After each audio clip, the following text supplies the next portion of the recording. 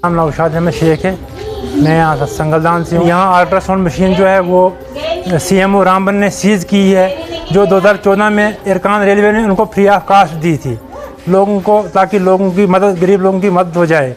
लेकिन उसके बजाय यहाँ जो ये मेडिकल के जो आला अहदेदारान है, CMO है, BMO है, इनका फेलियर है, जिन्होंने आज तक उसकी रजिस्ट्री नहीं कराई, उसको चालू नहीं कराया, और वो ये नहीं चाहते हैं कि यहाँ गरीब लोगों को सहूलियात मिलनी चाहिए।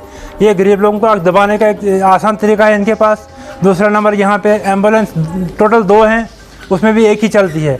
दूसरी डिपार्टमेंट में गिरवी में दी है एक ड्राइवर को कि हमारे पास पैसे नहीं है, तुम इसको अपने घर पे रखो, तो उसकी तनख्वाह नहीं दी है, वो भी बेचारा गरीब आदमी है।